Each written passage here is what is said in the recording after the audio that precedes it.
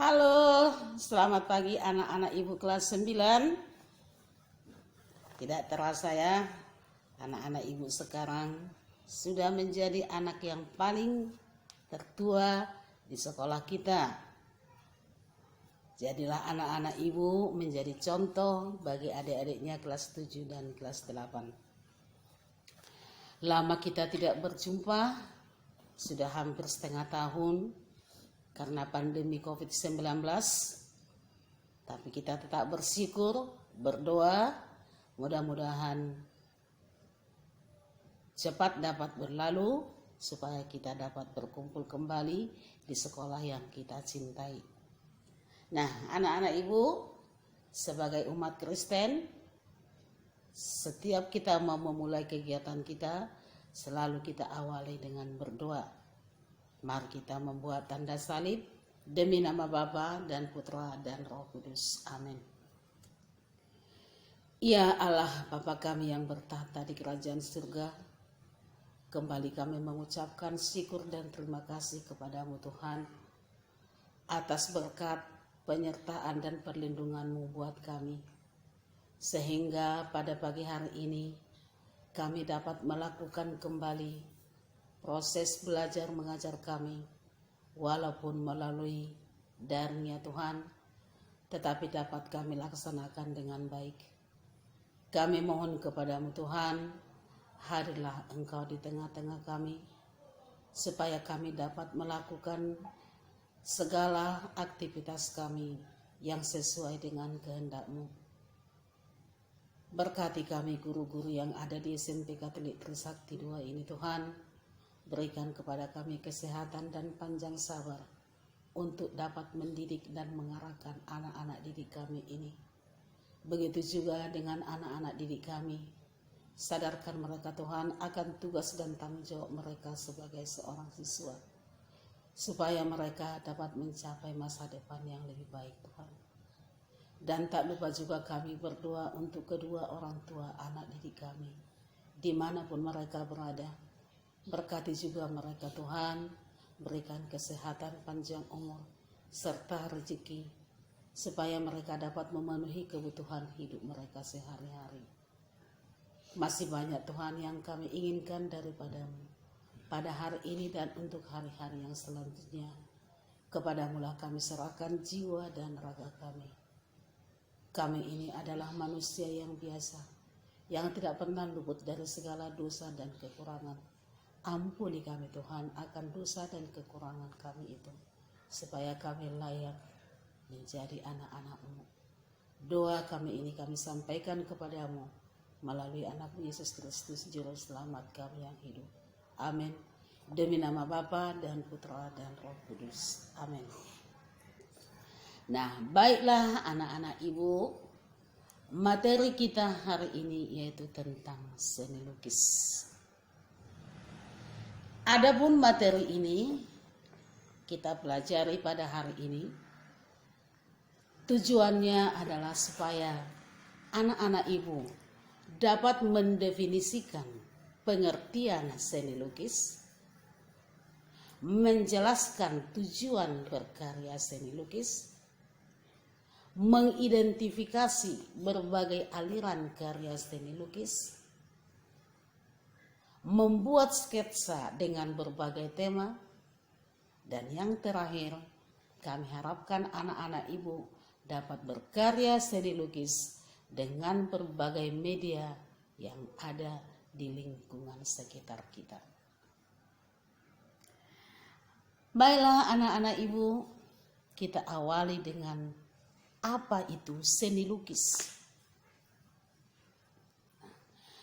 Sebelum kita sampai ke pengertian seni lukis, ada baiknya kita ulangi kembali pelajaran kita dulu yang di kelas 8, bahwa seni lukis itu adalah bagian dari seni rupa. Ya. Di mana seni rupa itu kan terdiri dari dua. Ada seni rupa 2 dimensi dan ada seni rupa 3 dimensi. Seni rupa 2 dimensi adalah seni rupa yang hanya dapat dilihat dari satu arah saja. dan memiliki ukuran panjang dan lebar. Nah, misalnya ini. Nah, ini coba kamu lihat, ini kan gambar atau lukisan. Nah, gambar ini hanya dapat kamu lihat dari bagian depan. Ibu Simatupang tidak melihat. Nah, hanya dari arah bagian depan aja bisa dilihat. Dan memiliki ukuran panjang dan lebar. Nah, inilah salah satu contoh karya seni rupa 2 dimensi. Jadi seni lukis adalah salah satu cabang dari seni rupa. Dari seni rupa 2 dimensi. Atau sebuah pengembangan yang lebih utuh dari menggambar. Melukis. Ini dalam proses lah ini, proses kegiatan. Kita sedang melakukannya. Ya. Melukis adalah kegiatan mengolah medium 2 dimensi atau permukaan dari objek 3 dimensi sehingga mendapat kesan tertentu. Dan yang ketiga adalah lukisan. Kalau lukisan itu adalah sudah hasil. Ya, sudah hasil. Apa yang kita lakukan tadi sudah menjadi sebuah lukisan, ya, menggunakan juga dengan imajinasi tertentu pada media yang digunakan. Itulah lukisan. Nah, sekarang kita lanjutkan dengan apa yang menjadi tujuan daripada berkarya seni lukis. Apa tujuannya? Dari dulu, dari masa nenek moyang kita, manusia itu sudah pandai melukis. Ya, sudah pandai melukis. Apa yang menjadi tujuannya? Ada 4 anak-anak ibu. Yang pertama ada tujuan religius, tujuan kritik sosial, tujuan ekspresi, dan tujuan komersil. Apa itu tujuan religius? Religius berarti yang berhubungan dengan keagamaan. Kalau berhubungan dengan keagamaan berarti berhubungan dengan Tuhan Sang Pencipta. Ya. Jadi tujuan religius itu adalah lukisan yang menjadikan media bagi manusia untuk dekat dengan Sang Pencipta dan pelindung umat manusia. Jadi tidak jarang manusia itu membuat sebuah karya yang berhubungan dengan Yang Maha Kuasa. Yang kedua, tujuan kritik sosial. Ada beberapa penyanyi Indonesia, lagu-lagu yang dinyanyikan mengandung kritik sosial. Salah satu diantaranya kalau ibu tidak salah Iwan Fals. Kesenjangan sosial, politik atau kondisi masyarakat yang ditujukan kepada pemerintah menjadikan timbul suatu ide untuk menciptakan sebuah karya supaya ada perubahan di negara kita ini. Maka tujuan kritik sosial itu artinya lukisan untuk menggambarkan kesenjangan sosial, politik atau kondisi masyarakat yang ditujukan kepada pemerintah atau pemangku kepentingan untuk merubah kondisi yang ada.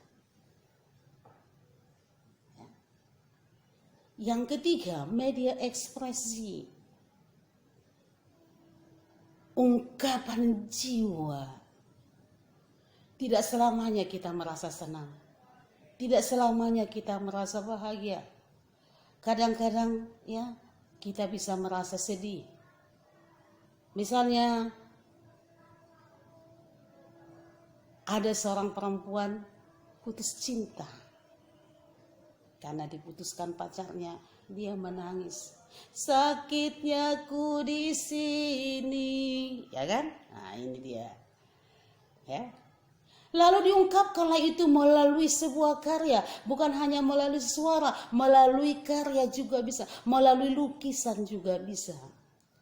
Sehingga tujuan ekspresi itu artinya lukisan untuk mencurahkan emosi, gejolak jiwa, gejolak hati. Itu dia.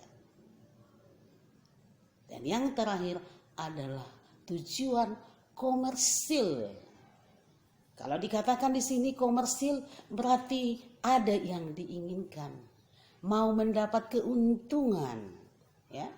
Maka tujuan komersil itu adalah lukisan sebagai alat untuk memenuhi kebutuhan pasar sehingga bisa laku di pasaran. Nah, biasanya kalau misalnya ada penjual lukisan datang ke tempat kita, ya, ke rumah-rumah kita, dibawalah lukisan yang berbau pemandangan, ya, dengan warna yang indah, ya, warna-warna yang menonjol, ya.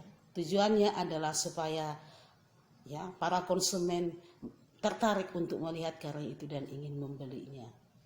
Itulah tujuan komersil. Sudah anak-anak ibu?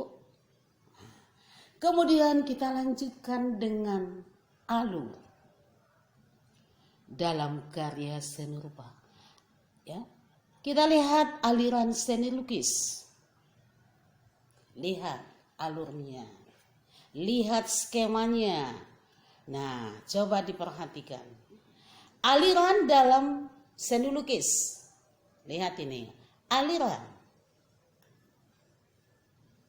terdiri dari 3, ada tradisional, ada modern, ada posmo, singkatan dari postmodern, sesudah modern. Nah, aliran yang bersifat tradisional terdiri dari 2, yaitu primitif dan klasik. Modern terdiri dari 3, yaitu representatif, deformatif, dan abstraksionisme, atau yang sering disebut dengan non-representatif. Perhatikan ya anak ibu ya. Sama-sama kita memperhatikan aliran yang bersifat modern, ya, yang terdiri dari representatif, terdiri dari 3, yaitu naturalisme, romantisme, realisme. Sedangkan yang deformatifnya juga terdiri dari 4, yaitu romantisme, impresionisme, surrealisme, dan kubisme. Nah, ini dia. Kita lihat satu persatu anak-anak ibu. Tradisional. Apa itu yang dimaksud dengan tradisional? Aliran yang bersifat tradisional artinya bersifat turun-temurun. Artinya tidak pernah mengalami perubahan dari masa ke masa. Misalnya, lukisan dari daerah kita. Salah satu adalah rumah adat, yaitu Gorga. Nah, ini masih bersifat tradisional. Karena itu sudah ada dari zaman dulu. Opungnya opung dari opung kita. Bayangkan. Nah, terdiri dari 2, yaitu primitif dan klasik. Primitif itu artinya karya yang masih sangat sederhana, ya, dan sangat mendasar. Atau seringlah itu disebut dengan istilah masih kuno katanya. Kemudian klasik. Nah, kalau dikatakan klasik berarti sudah mulai mengalami perubahan. Dari yang sederhana tadi sudah menjadi rumit dan sudah mendapat hiasan-hiasan atau yang disebut dengan ornamental. Nah, aliran yang bersifat modern. Apa itu artinya modern? Modern. Sudah mengalami kemajuan pembaharuan, peningkatan, perubahan, pembaharuan. Itu artinya modern. Terdiri dari 3 anak-anak ibu. Coba kita lihat di layar. Ada representatif, ada deformatif, ada abstraksionisme. Nah, kalau representatif ini maksudnya ini hal yang nyata lah ini. hal-hal yang nyata pada kehidupan manusia. Tidak ada yang dilebihkan dan tidak ada yang dikurangi anak-anak ibu. Ya. Kemudian kalau deformatif, ini sudah mengalami perubahan dari bentuk alam ke bentuk baru, tetapi belum meninggalkan bentuk aslinya. Ini sudah ada yang berubah. Sedangkan abstraksionisme atau yang sering disebut dengan non-representatif, ini sudah kabur, sudah meninggalkan bentuk aslinya, sudah tidak dikenal lagi. Aku sudah tidak mengenal kau lagi. Kau bukan seperti yang dulu lagi. Nah, itu maksudnya. Aliran modern yang bersifat representatif terdiri dari 3, yaitu naturalisme, romantisme, realisme.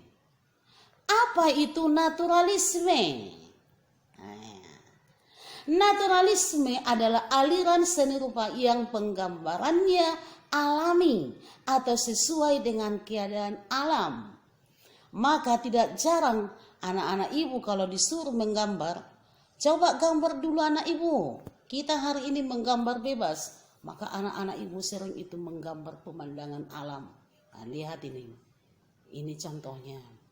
Sesuai dengan keadaan alam. Naturalisme. Nah, yang kedua, ada yang disebut dengan romantisme. Romantis, ada yang didramatis. Pastinya anak-anak ibu semua suka dengan hal-hal yang romantis kan? Iya, ibu Sematupan juga suka dengan hal-hal yang romantis. Dan orangnya juga romantis. Ya. Aliran romantisme adalah aliran seni yang penggambarannya mengandung cerita-cerita yang romantis. Peristiwa yang dahsyat atau kejadian yang dramatis pada kehidupan manusia atau binatang. Berarti kita sama dengan binatang. Ya. Sama. Apa yang membedakan kita dengan binatang atau hewan? Akal pikiran. Itu yang membedakan kita. Itulah artinya romantisme. Nah, lihat ini dia. Ini contohnya. Kemudian kita lanjutkan dengan bagian yang berikutnya, yaitu tentang realisme. Hal-hal yang nyata. Ya, hal-hal yang nyata. Enggak ada yang dilebih-lebihkan tadi, enggak ada yang dikurangi. Apa yang nyata? Ya. Contohnya perempuan, apa pekerjaannya di rumah? Memasak. Laki-laki suka dengan apa? Bola. Realisme adalah aliran seni rupa yang penggambarannya sesuai dengan kenyataan hidup. Nah, coba lihat gambarnya di bawah. Nah, ini dia. Ya, anak ibu yang perempuan ini sedang mengupas kentang. Ya, karena perempuan itu ditakdirkan sebenarnya untuk apa? Memasak. Ya. Kita lanjutkan dengan aliran yang berikutnya. Impresionisme adalah aliran seni rupa yang penggambarannya sesuai dengan kesan saat objek tersebut dilukis. Ya. Ada kesan. Ya. Pada saat kita menggambar sebuah objek, timbul kesan di dalam pikiran kita. Ya. Lalu kita oleskanlah ke dalam lukisan-lukisan kita tadi. Impresionisme. Lalu berbeda dengan ekspresionisme. Nah, kalau ekspresionisme itu adalah ungkapan jiwa. Ya. Ungkapan hati, gejolak hati. Apa itu ekspresionisme? Adalah aliran seni rupa yang penggambarannya sesuai dengan keadaan jiwa sang perupa yang spontan saat melihat objek karyanya. lihat gambar. Lalu kita lanjutkan dengan surrealisme. Ini namanya melebih-lebihkan lah ini. Suka melebih-lebihkan. Anak-anak ibu tidak siap PR seni budaya. Lalu ibu Simatupang marah. Ya. Dinasehati. Nah, karena tadi dimarahi ibu Simatupang sampai di rumah ngadu sama orang tua. Mak, aku udah gak suka lagi sekolah di Trisakti 2, Mak. Kenapa? Iya, masa hanya PR aku tidak siap. Tadi aku dimarahi ibu Simatupang. Dicubit lagi aku tadi, Mak. Nah, ini dia. Melebih-lebihkan kenyataan. Surrealisme. Jadi jangan suka ya melebih-lebihkan. Katakan yang sejujurnya.